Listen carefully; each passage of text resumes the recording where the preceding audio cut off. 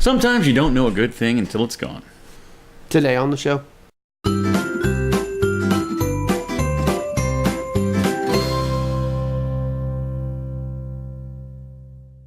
Happy Thursday, guys. Welcome back. Today we are going to talk about some movies and TV shows that were flops at the time, but later would go on to gain popularity, become cult classics, or maybe they're just one that we ourselves love. Yeah. That didn't do like so well. There's several over on my list anyway that I absolutely loved, but were horrible to begin with. There's one that I absolutely adored when it was on. I watched I don't watch a lot of TV. It's really rare for me to find a TV show that I latch onto and actually watch religiously. Walking Dead is one, and that's really about it. Honestly, I watched The Flash pretty much. But there's one that was on back in the day, and I wanted to include this on my list, and I'm saying it now because I could not even find an article about it. Many people that I talked to don't even remember it because it only aired for like 3 or 4 episodes, but it was called The Jury. Now, there was a show recently called You, the Jury, but no, this was just called The Jury. It ran on Fox for about 3 or 4 episodes, like I said. And it was basically your courtroom drama, but it basically told the entire story from the perspective of the jury itself. So you kind of had to decide as you go along through the episode whether you think this person is guilty or not. Then they come to their verdict, and at the very, very, very end of the show, they would show you what actually happened. And sometimes they were right, sometimes they were wrong, sometimes a guilty guy would go free, sometimes an innocent man would get locked away. It was a great show. Sounds nobody like even remembers it. Yeah, I don't remember it at all. So what do you got? What do I got? Well, we're gonna start with we're both Batman fans. Yeah, of course. We like Batman. In my opinion, Batman: Mask of the Phantasm was one of the first animated DC movies ever. It was in theaters. In theaters. And it was a great movie. I loved it. I wish I could have it known it on DVD right now. But did you realize it didn't even break even? I saw it in the theater. Yeah. It cost $6 million to make, but it only made $5.5 million back. While there's certainly episodes of Batman the Animated Series that are better than the feature-length film, it is arguably the second best Batman movie ever made, right after The Dark Knight. Warner Brothers tossed Mask of the Phantasm into theaters on Christmas Day in '93 with barely any release hype, and since nobody even knew it was coming out, millions of the diehard Batman fans didn't go and see it. But they later got it on DVD and VHS, and it just blew up. Yeah. Now, the Mask of the Phantasm is actually one that's going to come up in a topic that we're going to cover here pretty soon. Do we want to tease that? The villains? Basically, no. It's basically movies where the big twist, or the movie was spoiled basically by the merchandise. Yeah, that one definitely was. Yeah, this was one of the bigger ones out there for that one. But this one surprised me when this one popped up on my in my research here. But Fight Club. Fight Club's a great movie. One of the best movies ever. Basically the studio wasn't happy with the finished product. Man, we're just out of it today. Which led to a redesign of the original marketing concept. Fox's marketing department struggled to isolate its target audience and generated a campaign solely based on the fight scenes in order to appeal to a specific male demographic. Well, of course, as you know, the fights really were just kind of the means to the end. It wasn't really what the movie was about. It only brought in $37 million against a budget of $63 million. So that's surprising. I know that's a lot of cult classics. That's how they become cult classics. They were under the radar movies and would later go on to become these huge ordeals. But yeah, that one. Yeah, considering it definitely didn't break even there. Kind of like the next one, a personal favorite of my childhood growing up. The Adventures of Baron Munchausen. Oh yeah. Terry Gilliam did amazing work on this one, and he does make weird stuff, but this is above and beyond. The visuals on it alone are incredible.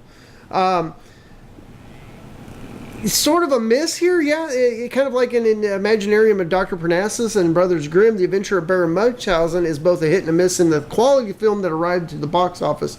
DOA. The film tells the tale of a rather serious series of tales about Munchausen traveling with a knack for his exaggerating his stories. He was a big, tall tale storyteller.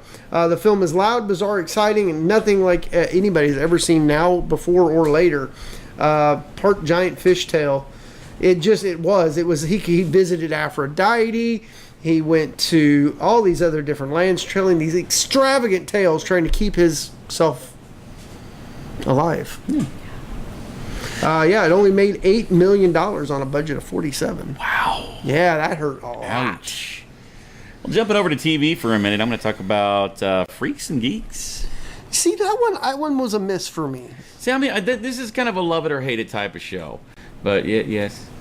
Did you Freaks and Geeks? Yes, I did. I started watching it. Yeah, it's great. It's a great show. I like it. I mean, you had all your cliques, like your jocks, your nerds, that type of stuff. But unlike the other shows where they're kind of cliche images of themselves, this show actually like embraced it and said, "This is what high school is."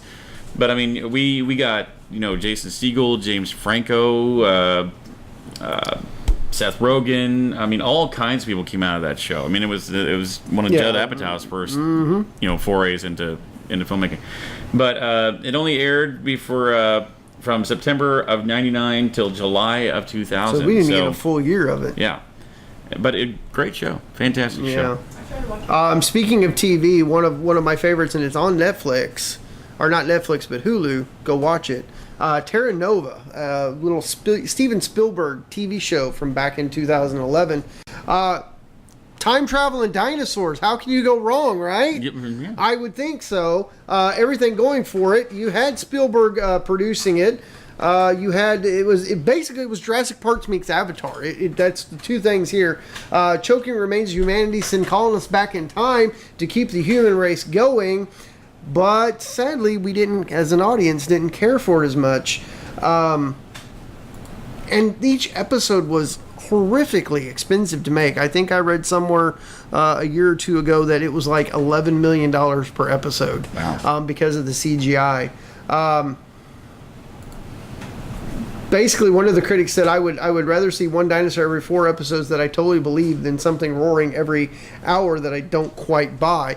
And it does. I mean, you see dinosaurs every turn you get in the TV show, and while they're cool, they kind of overplay it a little bit. Yeah, I didn't realize you were done there. Mm-hmm. Jericho. This is one of those up there that like people think the government canceled this show for all. It was a great show. It was a ran great for show. 2 seasons, and honestly, the second season only ran because of basically fan backlash after the show was canceled after the first season. But centers around the small town of Jericho, Kansas, in the aftermath of nuclear strikes on the country. The show was so beloved after only 1 season that when news of the cancellation went public, fans sent in more than 40,000 pounds of peanuts to the CBS offices in effort to change executives' minds. The nuts were an ode to the final scene of season 1, in which Jake Green exclaims "nuts" when a neighboring community takes over the town and demands he surrenders. The stunt worked, and the show was given 1 more season before taking the axe yet again after the ratings did not improve. It ranks number 11 on the TV Guide's list of top cult shows everywhere. And I enjoyed the premise of it. It was a good what if scenario. Yeah. I would have liked to seen 2 or 3 seasons out of that one, but watch both seasons, and it was good for what it was. Yeah. Back in '79, just a few years after I was born, we got a little show called Battlestar Galactica. Now, if you remember, we talked about the toy and what happened to the show. That's half of it. It's hard to believe the scale of the cult following of Battlestar Galactica, about the story of traveling human society in search of their semi-fabled missing colony of Earth, was axed after 17 episodes. It was axed by ABC. Each episode was ridiculously expensive for the time because it was so extravagant. They built full-size sets for these things. They basically were spending the budget of an actual movie on a TV. When you see, if you go back and see these episodes and you see the person in their starfighter, that's not just a mock-up of the cockpit. They built the whole fighter. Yeah. But of course, a lot of those sci-fi things they weren't that big back in the day. No. Believe it or not, at its time, Star Trek was a flop. Yeah, Star Trek was passed over by NBC. It didn't gain traction and an actual fan base until it went into syndication after the show was canceled in the 70s. Little known, The Next Generation was never actually released on broadcast TV. It was immediately gone into syndication, and it just blew up from there. And then people started going back and watching the original series that were my age. So kind of wrap things up for myself here. The Rocky Horror Picture Show. Oh. Believe it or not. Now, got one last one kind of just to wrap the whole thing up because, well, it's probably the biggest one ever and everybody knows it. But originally released in only 8 cities during its first weekend in 1975, it brought in a paltry $22,000. And due to the low numbers, it was yanked from theaters from there. Bad move, guys. Yeah. I mean, and now it's just a cultural phenomenon. I mean, you got the live shows, you've got the campy outfits and doing all the you go to the theater and you actually participate in the crowd going to the participation. rice and singing and. So, I mean, it's one of the biggest cult classics out there ever, and I mean, it was released in 8 cities and pulled after one weekend because it only made $22,000. Yeah. Again, I think it was a case maybe of it was released in the wrong time. Like 3 years later, and it would have done fine. Well, you never know. I mean, how the socio-political world would have reacted to it in 3 years ago.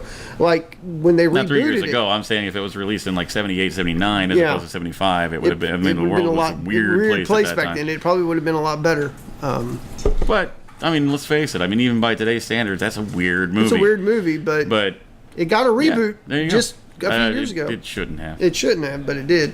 We're going to wrap it up, guys, with a beloved movie. You see it every year on TV. The Wizard of Oz. Yes, The Wizard of Oz flopped.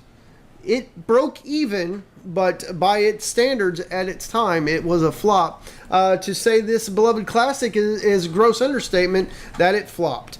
So hard to even fathom that Dorothy and the Ruby Slippers tanked in theaters. It's true, it did. It budget was $2.7 million, and it barely beat that. And now Wizard of Oz is cultural references everywhere. The tornado, the Wicked Witch. Heck, it has its own musical prequel. Yeah. Called Wicked. Look it up. It's an amazing musical. And of course, no list like this would be complete without talking about Firefly. Too soon. Beloved Firefly. Only ran for 14 episodes, or they made 14 episodes, and only, I think it was 11 or 12 of them only actually aired. Basically, it's a space western set in the year 2517. Follows the adventures of the renegade crew of the Serenity, a Firefly-class spaceship, as they travel the unknown parts of the galaxy and invade both authorities and other more deadly combatants. Demand for the series' return was so high after its abrupt cancellation that they did try to wrap things up in the movie Serenity, which released in 2005. To give a little bit of closure, the film didn't set any box office records either, didn't do that great, but the fan base is so devoted to this day that even creator Joss Whedon has released a continuation of the story in comic book form. There is talk of Fox has recently been talking about what it would take for either a Firefly reboot or continuation or something to that effect. So I mean, this is one that just will not die, and everybody knows why. Everyone knows why. Yeah, I mean, if you've seen the show, you understand. Yep. Yes, Fantasia did flop. Thank you, Kit Kat. It did flop, and now it's Fantasia. Yeah. When it was originally released, it flopped in theaters, and that's kind of odd for I a still Disney. don't care for Fantasia personally. So, guys, What are some of the biggest downfalls in TV and movies that you know about? Maybe we didn't cover. Some of my favorite movies of all time: The Breakfast Club, The Shawshank Redemption. These were all flops in the box office. They were all considered flops, are now but huge movies. They're great. They're great, and they're great movies if you watch them as a movie instead of worrying about anything else. But you can go ahead and put those in the comments down below. Make sure you check us out on Facebook, on Instagram, and on Twitter. And you're here doing the YouTubes with us, so continue to do the YouTubes. Like, share, subscribe, comment, bell notifications, all that good stuff. Tomorrow's Friday. It is. Another week coming to a close. We'll see you then. I'm Bradley. I'm from the Dungeons of Doom, and this is your Russian clip of the day.